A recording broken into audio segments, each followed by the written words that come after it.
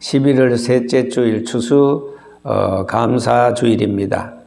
여러분, 봄이면은 만물이 소생하여 생동하는 등산으로 아름답고, 여름이면은 짙은 생명의 녹음으로 푸른 융단을 편 것 같아서 아름답습니다. 가을이면은 하늘 천사가 구름다리를 건너다가 물감을 쏟은 것과 같아서 아름답고, 겨울이면은 가슴에 생명을 품은 듯 깊이 사과하는 그 모습이 참으로 아름답습니다. 한 계절도 지나칠 수 없는 아름다운 자연의 매로 되어 물구름이 단풍을 쳐다보면서 맑은 물소리에 길을 풀어놓고 야, 참 아름답다, 좋다, 멋있다라는 말 말고는 입에서 달리 말할 말이 없는 것 같습니다. 그래서 참 아름다워라 주님의 세계는 저 솔로몬의 옷보다 더 고운 백합화 주 찬송하는 듯 저 맑은 새소리 내 아버지 지으신 그 솜씨 기도다, 이런 찬송이 절로 나올 듯합니다. 철 따라 바뀌어지는 자연에서 인생은 인생을 겸손하게 배웁니다. 어쩌면 자연은 인생 철학의 교과서와도 같습니다. 땅속 깊숙이 바위 너더를 타고 수분과 영양으로 잎을 키우고 줄기를 뻗게도 합니다. 거기에 나무 잎들은 위로부터 내린 쬐는 태양광선을 받아서 또다시 나무 줄기로 뿌리로 생명을 공급하고 있습니다.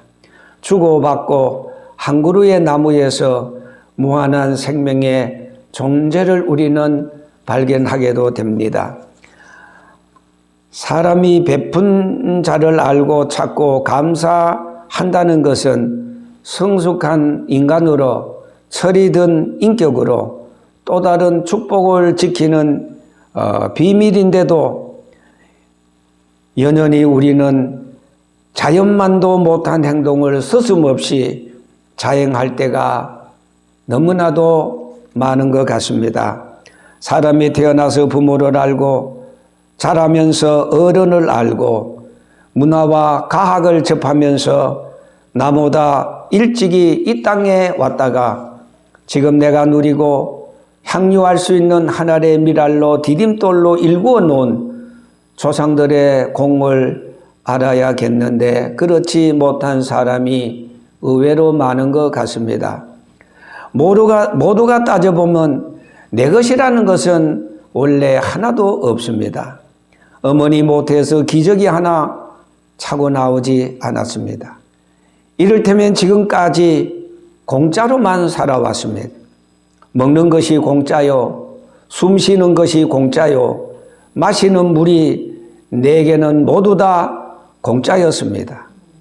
저는 지금 여러분들 때문에 감사하고 행복합니다. 더불어 사는 인간 세상이 어쩌면 한 폭 그림만 같이 느껴지기도 합니다. 생각해 봅시다.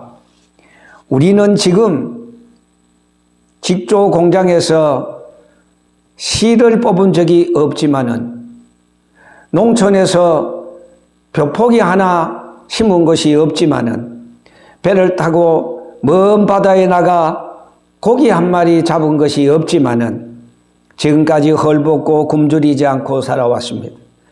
옷을 만드는 사람들이, 농사 짓는 농부가, 고기 잡는 어부가, 차를 만드는 공장이, 전철을 운전하는 기관사들이 내게는 모두 다 인생을 살아가는 데 절대 필요한 이웃들입니다. 참으로 고마운 사람이 아닐 수 없습니다. 이러한 이치를 알고 실천하는 사람들은 나의 존재만큼이나 다른 사람에 대한 은혜와 고마움을 결코 잃지 않습니다.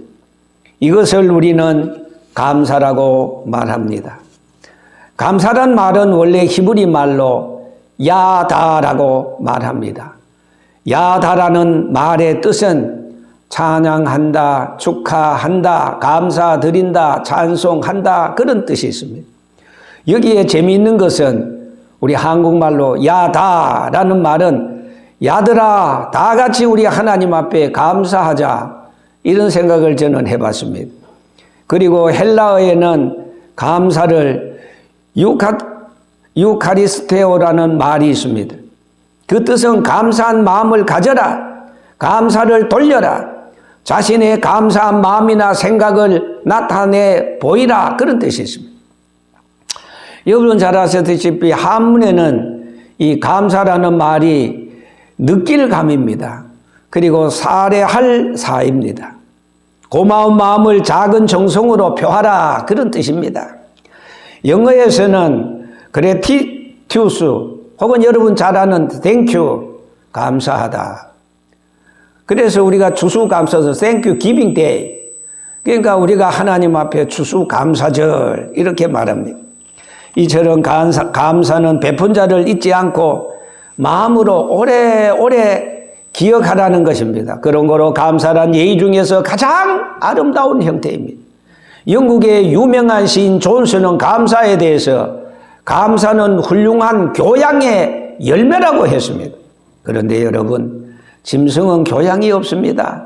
다른 말로는 짐승은 감사할 줄 모릅니다.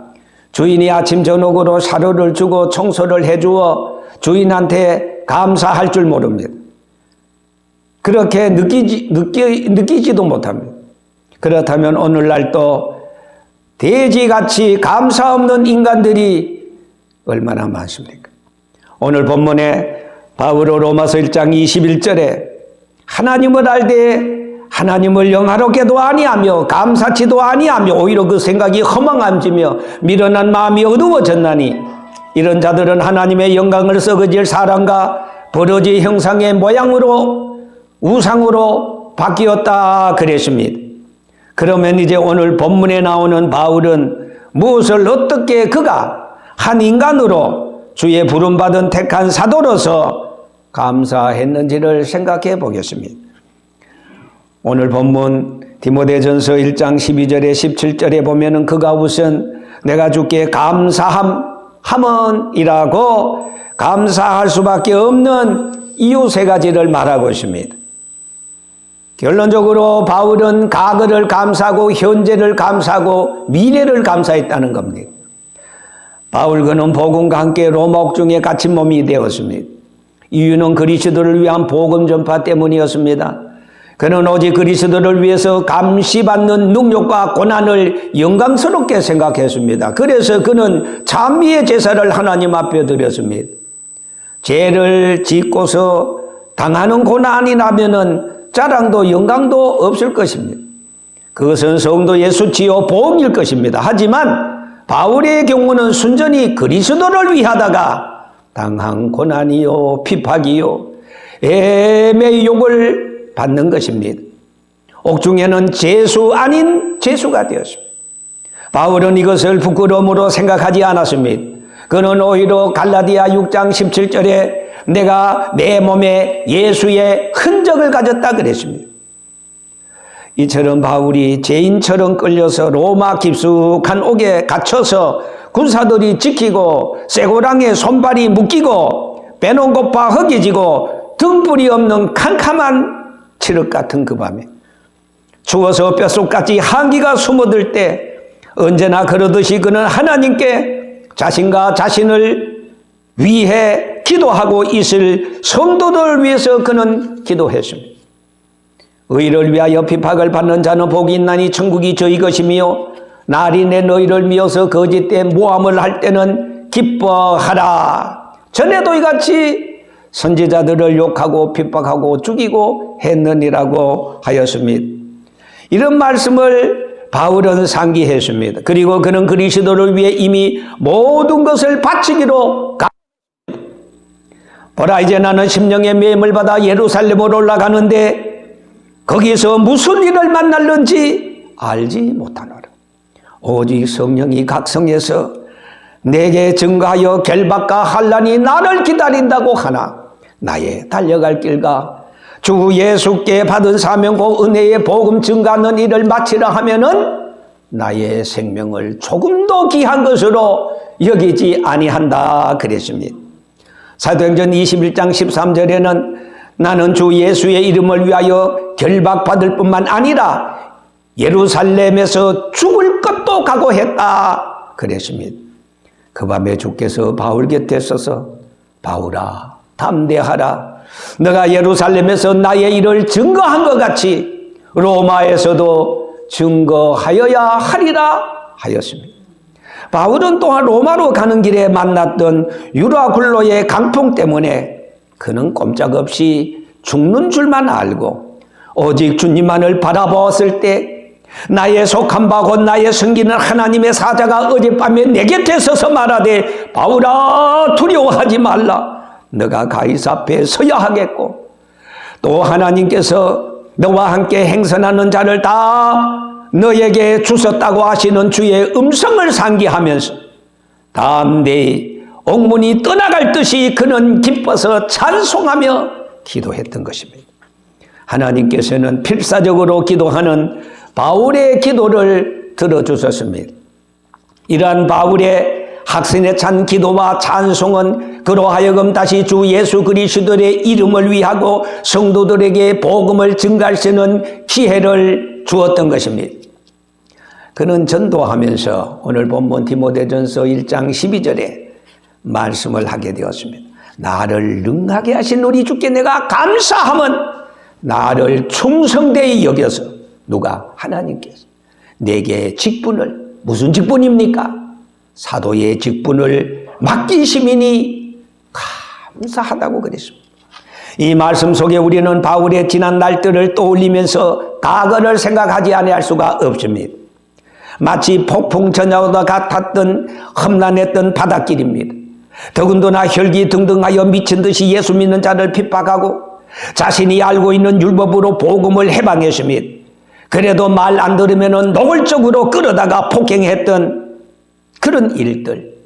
헬라 철학과 전통적 유대 율법에 맹종하여 스스로 의로운 자, 아브라함의 후손이라고 자랑했던 그런 일들. 가발리엘 문화에서 배웠던 모든 지식으로 우쭐하게 잘난 척했던 그런 일들.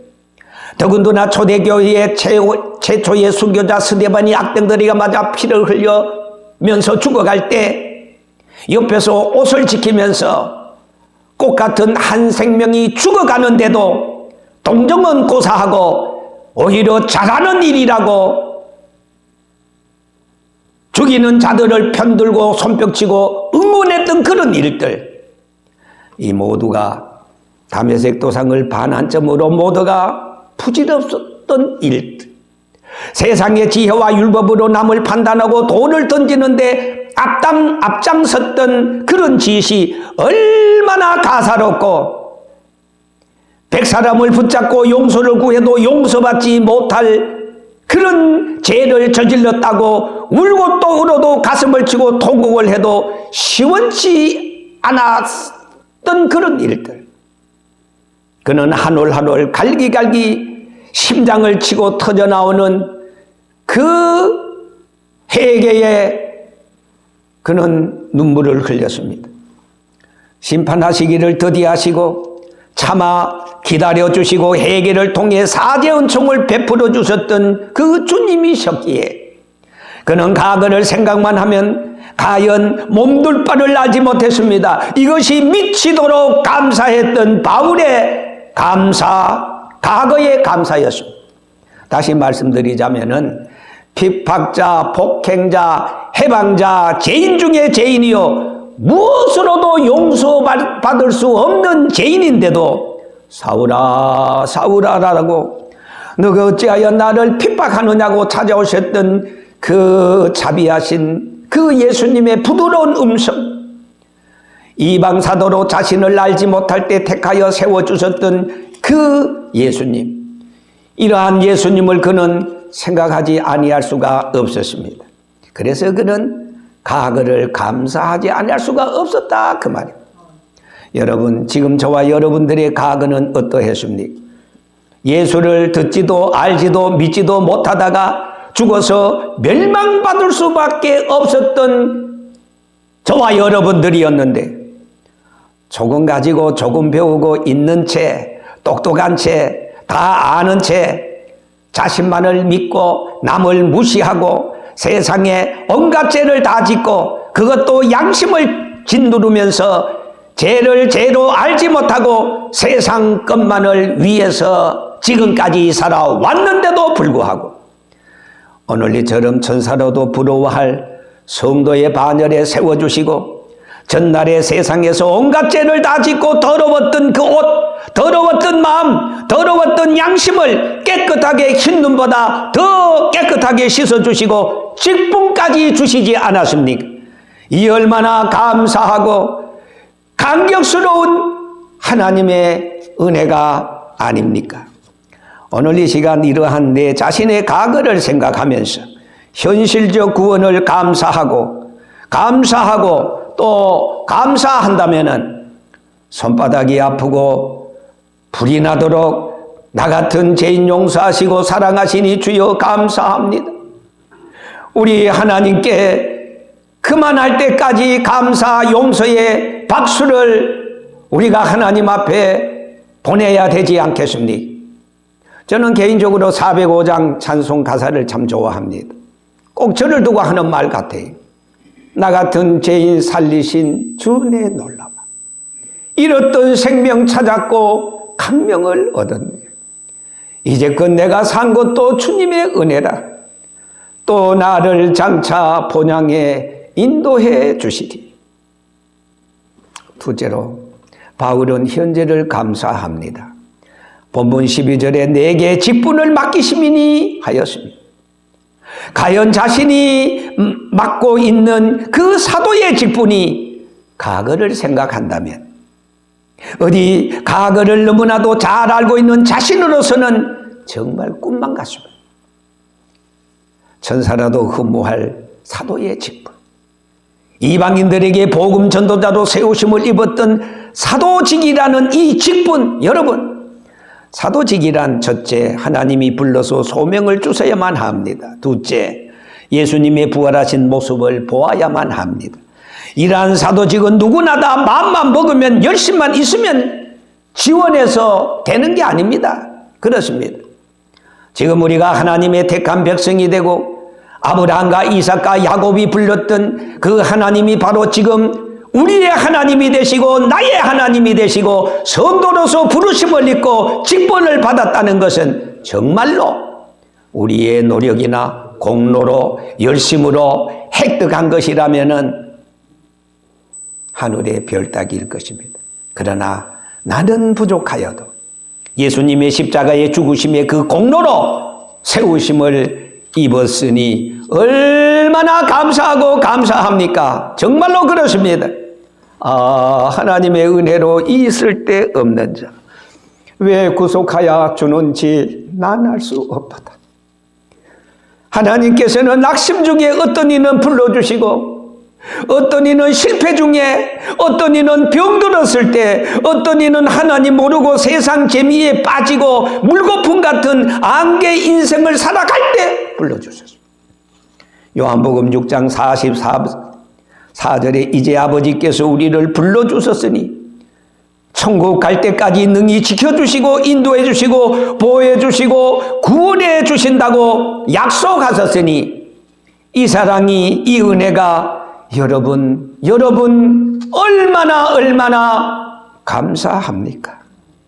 이처럼 현재 직분을 감사하며 나를 불러 예수 믿어 구원을 주신 현재를 몸과 마음으로 물질로 감사하는 여러분들에게 더 큰 하나님의 축복이 임하시기를 주의 이름으로 축원합니다. 셋째로 바울은 미래를 감사했습니다. 우리 믿음의 세계는 믿고 감사라는 말이 있습니다. 세상 말로 떡 줄 사람 생각도 안 하는데 김치 국물부터 마신다, 그런 말이 있습니다. 그러나 여러분, 우리 믿음의 세계는 믿습니다. 이 김치 국물을 미리부터 마셔도 상관없습니다. 왜냐하면은 믿고 기도하라. 믿고 의심 없이 기도하면 내가 다 준다. 믿고 감사하고 하나님께서는 믿음의 김치 국물 마시는 자를 위해서 모든 것을 다 준비해 놨습니다. 성공할 줄 믿는 김치국, 질병에서 고쳐주실 줄 믿는 그 김치국, 내가 부족하지만은 나는 예수 공로로 예수의 이름으로 제사함을 받고 천국 갈 수 있다는 그 믿음의 김칫국을 우리는 후룩후룩 마시면서 주일마다 주님 앞에 나와 자신의 지은 죄를 회개하고 하나님의 한없는 사랑을 받으면은 그 믿는 대로 마음의 평강과 기쁨이 넘치고 살 소망이 생기고, 그리고 날마다 과거에는 원망하고 불평하고 시비를 걸었으나 이제는 절로 내 마음속에 감사가 절로 터져 나오게 되는 줄 믿습니다. 미래의 하나님의 축복을 바라보면서 미리부터 감사했던 바울은 내가 선한 싸움 다 싸우고 달려갈 길 마치고 믿음을 지켰으니 이제 후로는 나를 위하여 의의 면류관이 예비되었으므로 그날에 내게 주실 것이니 내게만 아니라 주의 나타나심을 사모하는 모든 자에게라 하였습니다. 그는 세상 고생 꿈에본 듯 잊어버리고 보이는 세상 잠깐 지나간 후 주님 앞에서의 위로와 상급과 면류관을 바라보면서 그는 미리 감사했습니다. 지나온 세월, 빡빡한 현실이 너무나 내게는 힘들고 지쳐도 사랑과 제도와 환경이 오늘처럼 나를 속이고 눈물겹도록 고통스럽고 괴로워도 내일의 주님, 미래의 주님, 눈에서 눈물을 씻겨주시고 내 손목 꼭 잡으시고 위로해 주시는 그 주님이 지금 내 곁에 계시기에 그 주님을 바라보면서 바울처럼 감사하는 저와 여러분들 되시기를 주의 이름으로 축원합니다. 아멘.